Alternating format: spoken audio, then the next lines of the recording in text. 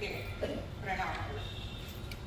ಪೂಜ್ಯ ಗುರುದೇವ ಸ್ವಾಮಿ ಚಿನ್ಮಯಾನಂದರ ಪಾದಾರವಿಂದಗಳಿಗೆ, ಪೂಜ್ಯ ಸ್ವಾಮಿ ಬ್ರಹ್ಮಾನಂದರ ಪಾದಾರವಿಂದಗಳಿಗೆ ಹಾಗೂ ಪೂಜ್ಯ ಸ್ವಾಮಿ ಗಹನಾನಂದರ ಪಾದಾರವಿಂದಗಳಿಗೆ ಚರಣ ಸ್ಪರ್ಶ ನಮಸ್ಕಾರಗಳು. ಇಲ್ಲಿ ನೆರೆದಿರುವ ಎಲ್ಲ ಪೂಜ್ಯ ಪಾದರಿಗೆ ಮತ್ತೊಮ್ಮೆ ಪ್ರಣಾಮಗಳು. ಇವತ್ತಿನ ವಿಷಯ ಏನು ಜೀವನದ ಅರ್ಥ. ಬಹುಶಃ ನಮ್ಮೆಲ್ಲರಿಗೂ ಇದೇ ಪ್ರಶ್ನೆ ಇದೆ ಅನಿಸುತ್ತೆ. ಏನು ಜೀವನದ ಅರ್ಥ, ಏನು ಪ್ರಪಂಚಾರ್ಥ, ಏನು ಈ ಜೀವ ಜಗತ್ತುಗಳ ಸಂಬಂಧ? ಈ ಪ್ರಶ್ನೆಗಳಿಗೆ ನಾವಿನ್ನೂ ಉತ್ತರವನ್ನ ಹುಡುಕ್ತಾನೆ ಇದ್ದೀವಿ. ಯಾರೋ ಸಾಹಿತಿಗಳು ಹೇಳ್ತಾರೆ, ಹುಟ್ಟು ಆಕಸ್ಮಿಕ, ಸಾವು ನಿಶ್ಚಿತ. ಈ ಹುಟ್ಟು ಸಾವಿನ ನಡುವೆ ಇರುವಂತಹ ಜೀವನ ಅನಿವಾರ್ಯ. ಆದರೆ ವೇದಾಂತಿಗಳು ಹುಟ್ಟು ಆಕಸ್ಮಿಕ ಅಂತ ಹೇಳೋದಿಲ್ಲ, ಅದು ನಿನ್ನ ಕರ್ಮ ಅಂತ ಹೇಳ್ತಾರೆ. ನಿನ್ನ ಕರ್ಮಕ್ಕನುಸಾರವಾಗಿ ಜನ್ಮವನ್ನ ತಾಯಿದೀಯ. ಇರ್ಲಿ, ಏನೇ ಇರಲಿ, ಆಕಸ್ಮಿಕವೋ ಕರ್ಮವೋ ಹುಟ್ಟಿ ಅಂತ ಆಗಿದೆ. ಹುಟ್ಟಿದ್ದೇವೆ, ಈ ಪ್ರಪಂಚಕ್ಕೆ ಬಂದಿದ್ದೇವೆ. ಈ ಬದುಕು ಹೇಗಿರಬೇಕು, ಏನು ಈ ಜೀವನದ ಅರ್ಥ ಅಂತ ಈ ಪ್ರಶ್ನೆಗಳು ನನಗೆ ಚಿಕ್ಕಂದಿನಿಂದ ಕಾಡ್ತಾನೆ. ವಚನಗಳನ್ನ ಕೇಳ್ತಾ ಬೆಳೆದ ನನಗೆ ಒಂದು ವಚನ ಬಹಳ ಬಹಳ ಇಷ್ಟ ಆಗಿತ್ತು ಅಂತಂದ್ರೆ, ನನ್ನ ಅಜ್ಜ ಬಹಳ ಹೊರಿಷಿಯಸ್ ರೀಡರ್. ಅವರು ಊಟಕ್ಕೆ ನಾವು ಕೂತಾಗೆಲ್ಲ ಒಂದು ವಚನ ಹೇಳೋರು. ಹಾಗಾಗಿ ವಚನಗಳನ್ನ ಕೇಳ್ತಾನೆ ಬೆಳೆದ್ವಿ ನಾವು. ಒಂದು ವಚನ, ಇಲ್ಲಿ ಸಲ್ಲುವವರು ಅಲ್ಲಿಯೂ ಸಲ್ಲುವರಯ್ಯ, ಇಲ್ಲಿ ಸಲ್ಲುವವರು ಅಲ್ಲಿಯೂ ಸಲ್ಲುವರಯ್ಯ, ಇಲ್ಲಿ ಸಲ್ಲದವರು ಅಲ್ಲಿಯೂ ಸಲ್ಲರಯ್ಯ. ಮರ್ತ್ಯ ಲೋಕವೆಂಬುದು ಕರ್ತಾರನ ಕಮ್ಮಟವಯ್ಯ. ಈ ವಚನ ನನಗೆ ಬಹಳ ಇಷ್ಟ ಆಗ್ತಾ ಇತ್ತು. ಆದರೆ ಯಾವಾಗಲೂ ಅನ್ನಿಸ್ತಾ ಇತ್ತು, ಇಲ್ಲಿ ಸಲ್ಲುವವರು ಅಲ್ಲಿಯೂ ಸಲ್ಲುವರಯ್ಯ, ಆದರೆ ಇಲ್ಲಿ ಸಲ್ಲುವುದು ಹೇಗಯ್ಯ? ಈ ಪ್ರಶ್ನೆ ಮತ್ತೆ ಮತ್ತೆ ಅದೇ ನನಗೆ ಬರ್ತಾ ಇತ್ತು. ಈ ಪ್ರಶ್ನೆಗೆ ಇನ್ನೂ ಉತ್ತರನೇ ಸಿಕ್ಕಿರಲಿಲ್ಲ. ನಮ್ಮ ಕಾಲೇಜಿಗೆ ಬಂದಾಗ ನಮ್ಮ ಮೇಷ್ಟ್ರು ಫೈನಲ್ ಡೇ ನಮ್ಗೆ ಸೆಂಡ್ ಆಫ್ ಕೊಡೋ ದಿನ ಹೇಳಿದ್ರು. ಯಾರೋ ಒಬ್ಬ ಸ್ಟೂಡೆಂಟ್ ಹೀಗೆ ಪಾಸ್ ಆಗಿ ಹೋಗೋನ್ಗೆ ಕೇಳಿದ್ರಂತೆ, ಆಯಿತು ಡಿಗ್ರಿ ಮುಗೀತು, ಈಗ ಇನ್ನೇನಪ್ಪ ಮಾಡ್ತೀಯಾ ಅಂತ.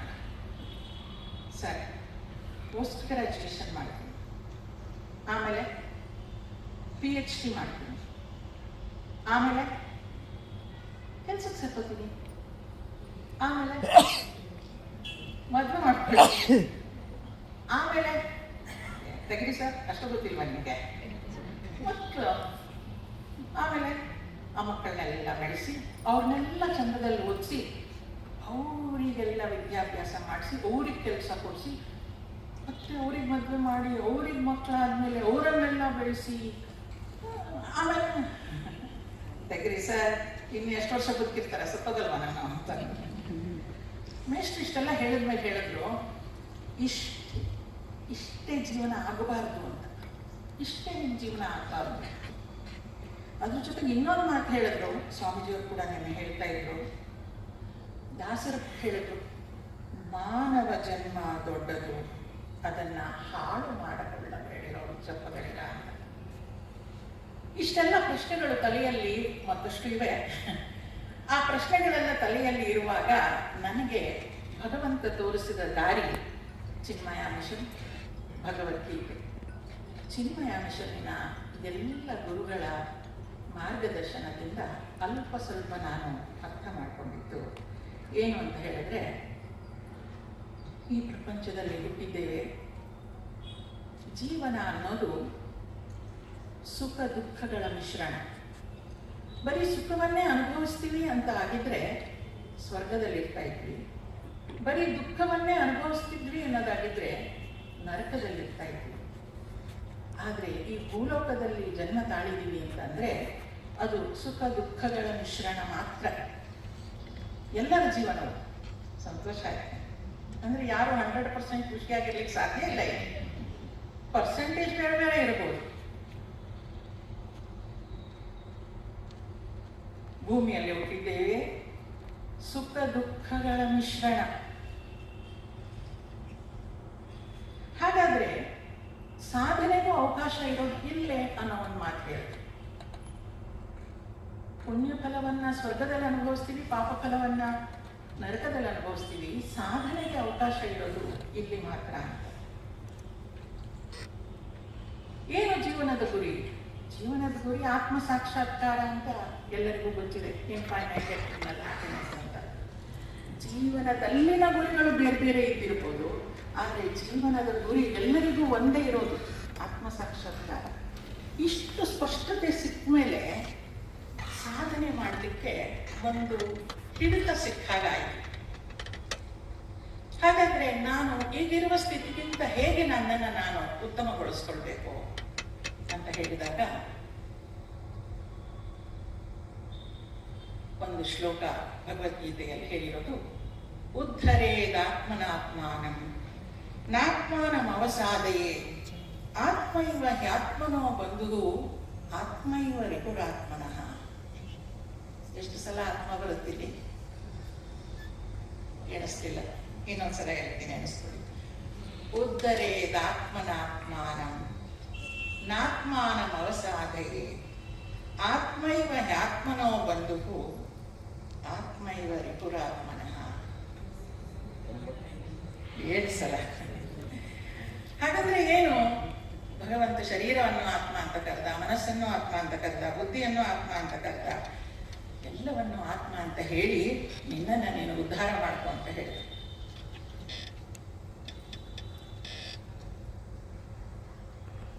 ಮೇಷ್ಟ್ರು ಹೇಳಿದ ಪ್ರಶ್ನೆಗೆ ಉತ್ತರ ಸಿಕ್ತು. ಇಷ್ಟೇ ಅಲ್ಲ ಜೀವನ, ಇನ್ನು ಚಂದದಲ್ಲಿ ನಾವು ಬದುಕಬಹುದು ಅಂತ ಹೇಳಲಿಕ್ಕೆ. ಈ ಶ್ಲೋಕ ಇದು ಚಿನ್ಮಯ ಮಿಷನ್ 75ನೇ ವರ್ಷ ಅಮೃತ ಮಹೋತ್ಸವವನ್ನು ಆಚರಿಸ್ಕೊಳ್ತಾ ಇದೆ. ಈಗಿನ ಮುಖ್ಯಸ್ಥರಾಗಿರುವಂತಹ ಪೂಜ್ಯ ಸ್ವಾಮಿ ಸ್ವರೂಪಾನಂದರು ಈ 700 ಶ್ಲೋಕಗಳ ಗೀತೆಯನ್ನು ನೀವು ಓದ್ಲಿಕ್ಕಾಗಿದ್ರೆ ಪರವಾಗಿಲ್ಲ, ಈ 5 ಶ್ಲೋಕಗಳನ್ನಾದರೂ ಕಲಿತ್ಕೊಂಡು ಅಧ್ಯಯನ ಮಾಡಿ ಅಂತ ಹೇಳಿ ಗೀತಾ ಪಂಚಾಮೃತ ಅಂತ 5 ಶ್ಲೋಕಗಳನ್ನು ಆರಿಸಿಕೊಟ್ರು. ಅದರಲ್ಲಿ ಮೊದಲನೇ ಶ್ಲೋಕ ಇದು, ಉದ್ಧರೇದಾತ್ಮನಾತ್ಮಾನ. ನನ್ನನ್ನು ನಾನೇ ಉದ್ಧಾರ ಮಾಡ್ಕೊಳ್ಬೇಕು. ನೋಡಿ, ಪ್ರಾಣಿಗಳಿಗಾದ್ರೆ ಅರ್ಥ ಕಾಮ ಎರಡೇ. ಅರ್ಥ ಅಂದ್ರೆ ಆಹಾರ, ಕಾಮ ಅಂದ್ರೆ ಅದು ವಂಶ ಉದ್ಧಾರ ಮಾಡುವಂಥದ್ದು. ಆದ್ರೆ ಮನುಷ್ಯರಿಗೆ ಇನ್ನೂ 2 ಪುರುಷಾರ್ಥಗಳಿವೆ ಅಲ್ವಾ? ಅರ್ಥ ಕಾಮ, ಇನ್ನೆರಡು ಯಾವ್ದಿರೋದು? ಧರ್ಮ ಮತ್ತು ಮೋಕ್ಷ. ಧರ್ಮ ಮತ್ತು ಮೋಕ್ಷ ಭಗವಂತ ನಮಗೆ ಫ್ರೀ ವಿಲ್ ಕೊಟ್ಟಿದ್ದಾನೆ. ಫ್ರೀ ವಿಲ್ ಕೊಟ್ಟಿರೋದ್ರಿಂದ ಈ 2 ಪುರುಷಾರ್ಥಗಳನ್ನು ಅಡಿಷನಲ್ ಆಗಿ ಕೊಟ್ಟಿದ್ದಾನೆ. ಈ 4 ಪುರುಷಾರ್ಥಗಳನ್ನು ನಾವು ನಮ್ದಾಗಿಸ್ಕೊಳ್ಬೇಕು ಅಂದ್ರೆ ಈ ಫ್ರೀ ವಿಲ್ ಚಾಯ್ಸ್ ಏನಿದೆ ಅದನ್ನ ಸರಿಯಾದ ರೀತಿಯಲ್ಲಿ ಕಾಪಾಡಿಕೊಂಡು ಅದನ್ನ ಭಗವಂತನಿಗೆ ಅರ್ಪಿಸಬೇಕು ಅಂತ ಹೇಳ್ತಾರೆ. ಇದು ಒಂದು ಸ್ಥಿತಿ ಆದ್ರೆ ಬಹಳಷ್ಟು ಸಲ ನಾವು ಈ ಜ್ಞಾನಾರ್ಜನೆಯನ್ನ ಮಾಡಬೇಕು. ಭಗವಂತನಿಗೆ ಸಮರ್ಪಣೆ ಮಾಡ್ಕೊಳ್ಳೋದು ಅಂದ್ರೆ ಏನು? ಶಾಸ್ತ್ರ ಸಮರ್ಪಣೆ ಅಂತಾನೆ ಅರ್ಥ. ಈ ಶಾಸ್ತ್ರಕ್ಕೆ ಸಮರ್ಪಣೆ ಮಾಡ್ಕೊಳ್ಳೋದು ಅಂತ ಹೇಳಿದಾಗ ಈ ಶಾಸ್ತ್ರವನ್ನ ನಾನು ನಿರಂತರವಾಗಿ ಅಧ್ಯಯನ ಮಾಡಬೇಕು ಅಂತ ಹೇಳ್ತಾರೆ. ಇದಾಗುವಾಗ ಪ್ರತಿ ಸಲವೂ ನಾವು ಕೇಳುವ ಒಂದು ಶಬ್ದ ಯಾವುದು? ಅಂತಃಕರಣ ಶುದ್ಧಿ, ಚಿತ್ತ ಶುದ್ಧಿ. ಮತ್ತೆ ಮತ್ತೆ ಅದೇ ವಿಚಾರವನ್ನ ನಾವು ಕೇಳ್ತಾ ಇದ್ದೀವಿ. ಅಂತಃಕರಣ ಶುದ್ಧಿ ಆಗಬೇಕು, ಚಿತ್ತ ಶುದ್ಧಿ ಆಗಬೇಕು. ಯಾವುದನ್ನೇ ಓದಿದ್ರು ಕೂಡ ಇದನ್ನೇ ಹೇಳೋದು. ಅಂತಃಕರಣ ಅಂತಂದ್ರೆ ಏನು? ಮನಸ್ಸು, ಬುದ್ಧಿ, ಚಿತ್ತ, ಅಹಂಕಾರ. ಇವು ಯಾವ ರೀತಿಯಲ್ಲಿ ಫಂಕ್ಷನ್ ಮಾಡುತ್ತೆ ಅಂತ ಸ್ವಲ್ಪ ತಿಳ್ಕೊಂಡ್ರೆ ಅದನ್ನ ಶುದ್ಧ ಮಾಡ್ಕೊಳ್ಳೋದು ಹೇಗೆ ಅನ್ನೋದಕ್ಕೆ ಪ್ರಯತ್ನ ಪಡ್ಬೋದು. ನೋಡಿ, ಈ ಮನಸ್ಸು ಅನ್ನುವಂಥದ್ದು ವಿಚಾರಧಾರೆ, ಎಲ್ರಿಗೂ ಗೊತ್ತಿರುವಂಥದ್ದು. ಮನಸ್ಸು ಅನ್ನೋದು ವಿಚಾರಧಾರೆ. ಬುದ್ಧಿ ಅನ್ನೋದು ನಿಶ್ಚಯಾತ್ಮಕ ಬುದ್ಧಿ, ಇದೆಲ್ಲರಿಗೂ ಗೊತ್ತಿರೋದು. ಈ ಮನಸ್ಸು ಅಂದ್ರೆ ಹೇಗೆ? ಅದು ಎಲ್ಲದಕ್ಕೂ ಮನಸ್ಸು, ಬುದ್ಧಿ, ಚಿತ್ತ, ಅಹಂಕಾರಕ್ಕೆಲ್ಲ ಗೆರೆ ಎಳೆದು ಇದು ಮನಸ್ಸು ಇದು ಬುದ್ಧಿ ಅಂತ ತೋರಿಸೋ ಹಾಗೆ ಇಲ್ಲ ಅಲ್ಲಿ. ಈ ಮನಸ್ಸು ಅನ್ನೋದು ಫ್ಲೋ ಆಫ್ ಥಾಟ್ಸ್, ಅದು ವಿಚಾರಗಳ ಹಾಗೆ ಬರ್ತಾನೆ ಇರುತ್ತೆ. ಉದಾಹರಣೆಗೆ ಈಗ ಮಳೆ ಹನಿತಾ ಇದೆ ಹೊರಗಡೆ, ವಿಚಾರ ನಮಗೆ ಬರ್ಬೋದು, ಇವತ್ತು ಹೋಗ್ಲಾ ಬೇಡವಾ ಯಜ್ಞಕ್ಕೆ ಅಂತ. ಯಜ್ಞಕ್ಕೆ ಹೋಗ್ಬೇಕಾ, ಯಜ್ಞಕ್ಕೆ ಹೋಗೋದು ಬೇಡವಾ, ಮನಸ್ಸು ಹೇಳುತ್ತೆ, ಕಾರಣಗಳು ಬೇಕಾದಷ್ಟು ಹೇಳುತ್ತೆ. ಆಗ ಬುದ್ಧಿ ಹೇಳುತ್ತೆ, ನೀನಾಗಲೇ ನಿಶ್ಚಯಿಸ್ಕೊಂಡಿದ್ದೀಯಾ ಹೋಗ್ಬೇಕು ಅಂತ, ಹೋಗು, ಹೇಗಾದ್ರೂ ಮಾಡಿ ಹೋಗು ಅಂತ. ಯಾವಾಗ ಈ ನಿಶ್ಚಯಿಸ್ಬಿಡ್ತೀವೋ ಆಗ ಮನಸ್ಸಿರೋದೇ ಇಲ್ಲ, ಮನಸ್ಸಿಲ್ಲ, ಕನ್ಫ್ಯೂಷನ್ ಇಲ್ಲ. ಈ ಬುದ್ಧಿ ಸರಿಯಾದ ನಿರ್ಣಯವನ್ನು ತಗೊಳ್ಳಿಕ್ಕೆ ಸರಿಯಾದ ಸಂಸ್ಕಾರವನ್ನ ಅದಕ್ಕೆ ಕೊಡ್ತಾ ಹೋಗ್ಬೇಕು ನಾವು. ಎಷ್ಟು ಸುಂದರ ನೋಡಿ ಮನಸ್ಸು, ಬುದ್ಧಿ ಇದೆಲ್ಲ ಎಷ್ಟು ಅದ್ಭುತ ಕೂಡ. ಈ ಮನಸ್ಸು ಅನ್ನುವಂಥದ್ದು ಫ್ಲೋ ಆಫ್ ಥಾಟ್ಸ್, ಬುದ್ಧಿ ಅನ್ನುವಂಥದ್ದು ನಿಶ್ಚಯಾತ್ಮಕ ಬುದ್ಧಿ. ಚಿತ್ತ ಇಸ್ ಮೋರ್ ಇಂಟ್ರೆಸ್ಟಿಂಗ್ ನನಗೆ. ಚಿತ್ತ ಅಂದ್ರೆ ಏನು? ಚಿತ್ತ ಶುದ್ಧಿ ಮಾಡ್ಕೊಳ್ಳಿ, ಚಿತ್ತ ಶುದ್ಧಿ ಮಾಡ್ಕೊಳ್ಳಿ, ಎಲ್ಲ ಸಲನೂ ಕೇಳ್ತೀವಿ. ಏನಿದು ಚಿತ್ತ ಅಂದ್ರೆ? Stored thoughts. ಈಗ ನಾನು ಯಾರೋ ಒಬ್ಬ ವ್ಯಕ್ತಿಯನ್ನ ನೋಡಿರ್ತೀನಿ, ಆತನ ಬಗ್ಗೆ ಏನು ನೋಡಿರ್ತೀನಿ, ಮಾತನಾಡಿರ್ತೀನಿ, ಅದು ನನ್ನ ಚಿತ್ತದಲ್ಲಿ ಸ್ಟೋರ್ ಆಗಿರುತ್ತೆ. ಈಗ ವರ್ಷಕ್ಕೊಂದ್ಸಲ ನಾವಿಲ್ಲಿ ಯಜ್ಞ ಮಾಡೋದು. ಹೋದ ವರ್ಷ ನಾನು ಇಲ್ಲಿ ಬಂದಾಗ ಯಾರ್ಯಾರನ್ನೂ ಭೇಟಿಯಾಗಿರ್ತೀನಿ, ಮಾತನಾಡಿರ್ತೀನಿ. ಒಂದು ವರ್ಷದ ನಂತರ ನಾನು ಇಲ್ಲಿಗೆ ಬಂದು ಮತ್ತೆ ಅವ್ರನ್ನ ಭೇಟಿಯಾದಾಗಲೂ ಅವರನ್ನು ಭೇಟಿಯಾಗಿದ್ದ ನೆನಪು ನನಗೆ ಬರುತ್ತೆ. ಒಂದು ವರ್ಷ ಆದ್ಮೇಲೆ ಕೂಡ ಅವ್ರ ಜೊತೆ ಸಂಪರ್ಕ ಮಾಡಿದ್ರೆ ಅದು ಒಳ್ಳೆ ವಿಚಾರ ಆಗಿರ್ಲಿ, ಕೆಟ್ಟ ವಿಚಾರ ಆಗಲಿ, ಚಿತ್ತದಲ್ಲಿ ಸ್ಟೋರ್ ಆಗಿದೆ. ಎಷ್ಟು ಅದ್ಭುತ ನೋಡಿ.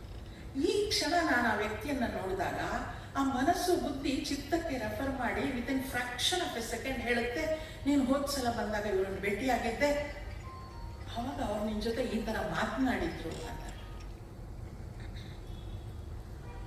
ಈ ಮನಸ್ಸು, ಬುದ್ಧಿ ಈ ವಿಚಾರವನ್ನ ಚಿತ್ತದಲ್ಲಿ ರೆಫರ್ ಮಾಡಿ ಅದು ಹೇಳಿದ ತಕ್ಷಣ ಏನಾಗುತ್ತೆ, ಬುದ್ಧಿ ಹೇಳುತ್ತೆ, ಅವರು ನಿನ್ನನ್ನು ಹೋದ್ಸಲ ಚಂದದಲ್ಲಿ ಮಾತನಾಡಿಸಿದ್ರು, ನೀನು ಚೆನ್ನಾಗಿ ಮಾತನಾಡಿಸು.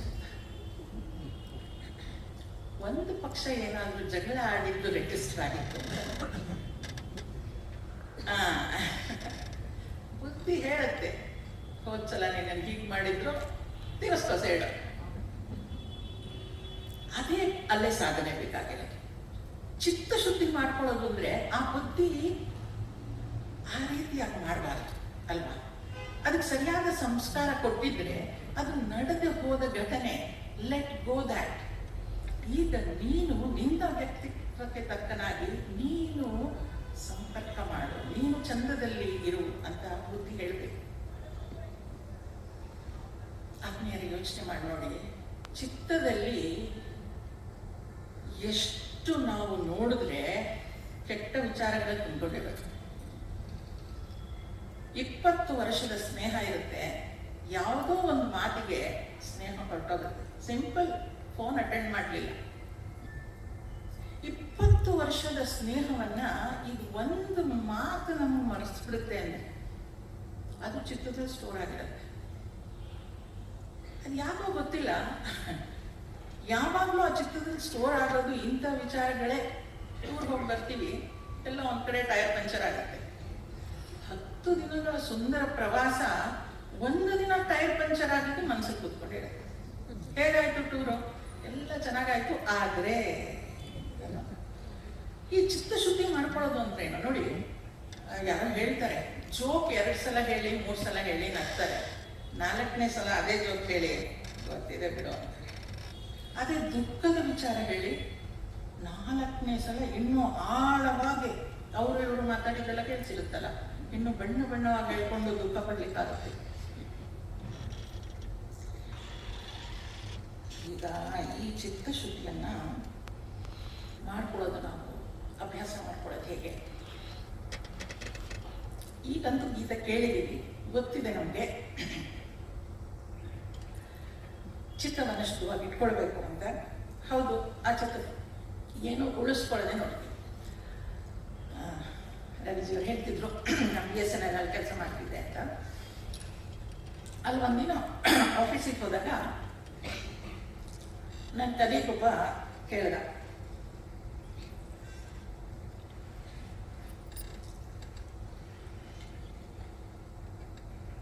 ಮೇಡಮ್ ನನ್ನ ತಲೆಗೆ ಸರಿ ಇಲ್ವಂತೆ, ಹೌದಾ ಅಂತ. ಯಾಕೆ ಕೇಳ್ತಿದ್ಯಾ? ಶಿವಣ್ಣ ಅಂತ ಹೆಸರು. ಯಾಕೆ ಕೇಳ್ತಿದ್ಯಾ? ಎಲ್ಲರೂ ಬೆಳಗಿಂದ ಅವ್ರಿಗೆ ತಲೆ ಸರಿ ಇಲ್ಲ ಅಂತ ಹೇಳ್ತಿದ್ದಾರೆ. ಏನೋ ತಮಾಷೆಗೆ ಹೇಳಿರ್ತಾರೆ, ಏನಪ್ಪ ತಲೆ ಸರಿ ಇಲ್ಲ ಬಿಡು ಅಂತ. ಅವ್ನು ಅದನ್ನೇ ಸೀರಿಯಸ್ ಆಗಿ ತಗೊಂಡು ನನ್ನ ತಲೆ ಸರಿ ಇಲ್ಲ, ಅವ್ರು ಒಂದೇ ಸಲ ಹೇಳಿದ್ದು. ಇವನು ಆಫೀಸಲ್ಲಿ ಇರೋರಿಗೆಲ್ಲ ಹೇಳ್ಕೊಂಡು ಬಂದು ಈಗ ಅವ್ನ ಚಿತ್ರದಲ್ಲಿ ಕೂತ್ಬಿಟ್ಟಿದೆ, ನನ್ನ ತಲೆ ಸರಿ ಇಲ್ಲ. ನಾವು ಮಾಡ್ಕೊಳ್ಳೋದು ಅದನ್ನೇ ಅಲ್ವಾ? ಅವ್ರು ಒಂದು ಸಲ ಹೇಳಿರ್ತಾರೆ, ನಾನು ಈಗ ಅಂತ ಕೇಳ್ಕೊಂಡು 10,000 ಸಲ ಹೇಳಿ ಆ ಮನಸ್ಸಲ್ಲಿ ಚಿತ್ತದಲ್ಲಿ ಗಟ್ಟಿಯಾಗಿ ಹಿಡ್ಕೋತೀವಿ. ಯಾಕೋ ಗೊತ್ತಿಲ್ಲ, ಆ ಚಿತ್ತದಲ್ಲಿ ಇರೋದೆಲ್ಲ ನೀವೇ ನೆನೆಸ್ಕೊಳ್ಳಿ. ಯಾವ್ದೋ ವ್ಯಕ್ತಿ ಬಗ್ಗೆ ನಾವು ನೆನೆಸ್ಕೊಂಡ್ರೆ ಈಗ ವೇದಾಂತ ಕೇಳಿ ಬದಲಾಗಿರ್ಬೋದು, ಆದ್ರೆ ಹೆಚ್ಚು ನಮಗೆ ಇರುವಂತ ವಿಚಾರಗಳೆಲ್ಲ ಚಿತ್ತ ಶುದ್ಧಿ ಮಾಡ್ಕೊಳ್ಳೋದು ಅಂದ್ರೆ ಆ ಘಟನೆ ನಾವು ಮರಿಲಿಕ್ಕಾಗಲ್ಲ. ಆ ಘಟನೆಯ ಹಿಂದೆ ಇರುವಂತಹ ನೋವಿರುತ್ತಲ್ಲ, ಅದನ್ನ ನಾವು ಬಿಡ್ತಾ ಹೋಗ್ಬೇಕು ಅಂತ. ಆಗ ಚಿತ್ತಶುದ್ಧಿ ಆಗುತ್ತೆ. ಚಿತ್ತಶುದ್ಧಿ, ಈಗ ಮನಸ್ಸು, ಬುದ್ಧಿ, ಚಿತ್ತ ಎಲ್ಲ ಶುದ್ಧ ಆಯ್ತು.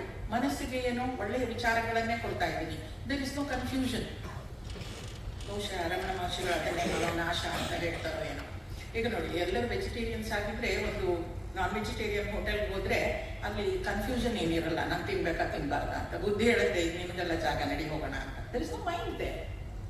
ಅದೇ ಮಸಾಲೆ ದೋಸೆ ತಿನ್ನೋ ಹೋಟ್ಲಿಗೆ ಹೋದ್ರೆ ಯಾವ ದೋಸೆ ತಿನ್ಲಿ, ಇದು ತಿನ್ಲಾ ಅಂತ ಶುರು ಆಗುತ್ತೆ ಮನಸ್ಸು. ಬುದ್ಧಿ ಹೇಳುತ್ತೆ ಯಾವುದೋ ಒಂದು ತಿಂದು ನಡಿ ಹೋಗೋಣ ಅಂತ. ಹೀಗೆ ಈ ಮನಸ್ಸು ಶುದ್ಧ ಆಗ್ಬೇಕು ಅಂತ ಹೇಳಿದ್ರೆ ಬುದ್ಧಿಗೆ ಸರಿಯಾದ ಸಂಸ್ಕಾರ ಕೊಟ್ಟಿದ್ರೆ ಅದು ತುಂಬಾ ಚಾಯ್ಸಸ್ ನೋಡ್ಲಿಕ್ಕೆ ಹೋಗಲ್ಲ. ಇಟ್ ಇಸ್ ಆಲ್ರೆಡಿ ಡಿಸೈಡೆಡ್, ನಾನು ಇದನ್ನೇ ಮಾಡಬೇಕು ಅಂತ ಮಾಡ್ಲಿಕ್ಕೆ ಶುರು ಮಾಡಿದ್ದಾರೆ. ಆಗ ಮನಸ್ಸೇ ಇಲ್ಲ. ಇನ್ನು ಬುದ್ಧಿಗೆ ಸರಿಯಾದ ಸಂಸ್ಕಾರವನ್ನ ಕೊಟ್ಟ ಮೇಲೆ, ಚಿತ್ತಶುದ್ಧಿ ಆದ್ಮೇಲೆ ಅಹಂಕಾರ ನನ್ನನ್ನು ನಾನು ಯಾವ್ದ್ರ ಜೊತೆ ನಾವು ಗುರುತಿಸ್ಕೊಂಡು ಇದು ನಾನೇ ಮಾಡಿದ್ದು ಅಂತ ಯಾವಾಗ ಹೇಳ್ಕೊಳ್ತೀನೋ ಅದು ಅಹಂಕಾರ ಆಗುತ್ತೆ. ಆ ಅಹಂಕಾರವನ್ನ ಹೇಗೆ ನಾನು ಹೋಗಿಸ್ಕೊಳ್ಬೇಕು ಅಂದ್ರೆ ಅದು ಪರಮಾತ್ಮನಿಗೆ ನನ್ನನ್ನ ಅರ್ಪಿಸ್ಕೊಂಡು ನಾನು ಎಲ್ಲವನ್ನು ಮಾಡ್ತಾ ಇದ್ದೀನಿ, ಇದು ನಾನು ನಿಮಿತ್ತ ಮಾತ್ರ, ಎಲ್ಲವೂ ಅವನಿಂದ ಆಗ್ತಾ ಇರೋದು ಅಂತ ಅಂದ್ಕೊಂಡಾಗ ಅಹಂಕಾರವು ಶುದ್ಧ ಆಗ್ತಾ ಹೋಗುತ್ತೆ. ಸ್ವಾಮೀಜಿಯವ್ರು ನೆನ್ತಾನೆ ಹೇಳ್ತಿದ್ರು, ಚಿತ್ತಶುದ್ಧಿಗೆ ಕರ್ಮಯೋಗವೇ ಸಾಧನೆ ಅಂತ. ಈ ಕರ್ಮ ಮಾಡುವಾಗ ನಮ್ಗೆ ಏನಾಗ್ತಾ ಇದೆ ಅಂದ್ರೆ, ಕರ್ಮ ಅಂದ್ರೆ ಆಕ್ಷನ್, ಕೆಲಸವನ್ನ ಮಾಡ್ತಾ ಇದ್ದೀವಿ. ಆ ಕರ್ಮ ಅನ್ನೋದು there should be some intention behind it. ಯಾವಾಗಲೂ ಒಂದು ಇಂಟೆನ್ಷನ್ ಇರುತ್ತೆ. ಆ ಇಂಟೆನ್ಷನ್ ಅನ್ನು ಇಟ್ಕೊಂಡು ಗಾಡ್ ಕನೆಕ್ಷನ್ ಕೂಡ ಇರಬೇಕು. ಕರ್ಮಯೋಗ ಆಗೋದು ಅವಾಗ action with intention and connection ಅಂತ. ಇದಕ್ಕೊಂದು ಉದಾಹರಣೆ ಹೇಳೋದಾದ್ರೆ, ಯಾರೋ ದೇವಸ್ಥಾನ ಕಟ್ಟುವಾಗ ಕಲ್ಲು ಹೊಡಿತಾ ಇರ್ತಾರೆ. ಆ ಕಲ್ಲು ಹೊಡಿಯೋನಿಗೆ ಯಾರೋ ಕೇಳ್ತಾರೆ, ಏನ್ ಮಾಡ್ತಿದ್ಯಾ ಅಂತ. ಏನ್ ಕಾಣಿಸಲ್ವಾ, ನಾನು ಕಲ್ಲು ಹೊಡಿತಾ ಇದ್ದೀನಿ ಅಷ್ಟೇ ಅಂತಾನೆ. ಇನ್ನೊಬ್ಬನು ಕೇಳಿದಾಗ ಅವನು ಹೇಳ್ತಾನೆ, ಇಲ್ಲ ನನಗೆ ಮನೇಲಿ ತಂದೆ ತಾಯಿ ಇದ್ದಾರೆ, ಅವರನ್ನ ನಾನು ನೋಡ್ಕೊಳ್ಬೇಕು, ಅದಕ್ಕೋಸ್ಕರ ಕೆಲಸ ಮಾಡ್ತಾ ಇದ್ದೀನಿ ಅಂತ. ಮೂರನೇವನು ಹೇಳ್ತಾನೆ, ಅವನು ಕಲ್ಲೇ ಹೊಡಿತಾ ಇರೋದು. ಅವನು ಹೇಳ್ತಾನೆ, ತಂದೆ ತಾಯಿಯನ್ನು ನೋಡ್ಕೊಳ್ಬೇಕು, ಆದರೆ ನನಗೆ ನೋಡು ಭಗವಂತನ ಒಂದು ದೇವಸ್ಥಾನ ಕಟ್ಟೋದಕ್ಕೆ ಆಪರ್ಚುನಿಟಿ ಸಿಕ್ಕಿದೆ ಅಲ್ವಾ, ಏನು ಕೆಲಸ ಬೇಕಾದರೂ ಮಾಡ್ಬೋದಾಗಿತ್ತು, ಆದರೆ ಭಗವಂತನಿಗೆ ಈ ಮಂದಿರ ಕಟ್ಟೋ ಒಂದು ಅವಕಾಶ ಸಿಕ್ಕಿದೆ. ಮೊದಲನೇ ಒಂದು ಇದ್ದಿದ್ದು ಆಕ್ಷನ್, ಎರಡನೇ ಒಂದು ಇದ್ದಿದ್ದು ಆಕ್ಷನ್ ಪ್ಲಸ್ ಇಂಟೆನ್ಷನ್, ಮೂರನೇ ಒಂದು ಇರೋದು action, intention and connection with god. ಯಾವಾಗ ನಾವು ಆ ಕನೆಕ್ಷನ್ ವಿತ್ ಗಾಡ್ ಇಟ್ಕೊಂಡು ಎಲ್ಲ ಕೆಲಸವನ್ನ ಮಾಡ್ತೀವೋ ಆಗ ಅಹಂಕಾರ ಕೂಡ ಶುದ್ಧಿ ಆಗತ್ತೆ ಅಂತ ಹೇಳ್ತಾರೆ. ಸೊ ಈಗ ನಮ್ಗೆ ಇಷ್ಟು ತಿಳ್ಕೊಂಡ್ಮೇಲೆ ನಮಗೆ path should also be God and the goal should also be God ಅಂತ ಹೇಳ್ತಾರೆ. ಈ ರೀತಿಯಾಗಿ ಅಂತಃಕರಣ ಶುದ್ಧಿಯನ್ನು ಮಾಡಿಕೊಂಡು, ಚಿತ್ತಶುದ್ಧಿಯನ್ನ ಮಾಡಿಕೊಂಡು, ಜ್ಞಾನಾರ್ಜನೆಯನ್ನ ಮಾಡಿಕೊಂಡು ಆತ್ಮ ಸಾಕ್ಷಾತ್ಕಾರ ಮಾಡಿಕೊಳ್ಬೇಕು. ಅವೆಲ್ಲ ಬಹಳ ತಿಳಿದವರು ಅದು ಗುರುದೇವ ಅವರ ಪಾದಾರ ಬಂದಕ್ಕೆ, ಅದು ಅವರ ಕೃಪೆ. ಈ ಜ್ಞಾನ ಪುಷ್ಪ ಅವರ ಪಾದಾರ ಬಿಂದಗಳಿದೆ. ಚಿನ್ಮಯ ಮಿಷನ್ ತನ್ನ 75ನೇ ವರ್ಷದ ಅಮೃತ ಮಹೋತ್ಸವ ನಡೆಸ್ತಾ ಇದೆ. ಹಾಗೆ ಭಟ್ಟರ ಸಂಘ 30ನೇ ವರ್ಷ ಸತತವಾಗಿ ಇಲ್ಲಿ ಯಜ್ಞವನ್ನು ಮಾಡ್ತಾ ಇದ್ದಾರೆ. ಇಂತಹ ಈ ಸುಂದರ ಸಂದರ್ಭದಲ್ಲಿ, ಈ ಸುಂದರ ವಾತಾವರಣದಲ್ಲಿ ನನಗೆ ಮಾತಾಡಲಿಕ್ಕೆ ಅವಕಾಶ ಕೊಟ್ಟ ತಮ್ಮೆಲ್ಲರಿಗೂ ಅನಂತ ಅನಂತ ವಂದನೆಗಳು. ಈ ವಿಚಾರಗಳನ್ನು ತಮ್ಮೊಂದಿಗೆ ಹಂಚಿಕೊಳ್ಳಲು ನನಗೆ ಕೊಟ್ಟ ಈ ಸುಂದರ ಅನುಭವಕ್ಕೆ ಮತ್ತೊಮ್ಮೆ ತಮ್ಮೆಲ್ಲರಿಗೂ ವಂದನೆಗಳನ್ನು ಹೇಳ್ತಾ ನನ್ನ ವಾಣಿಗೆ ವಿರಾಮವನ್ನು ಕೊಡ್ತೀನಿ. ಹರಿ ಓಂ.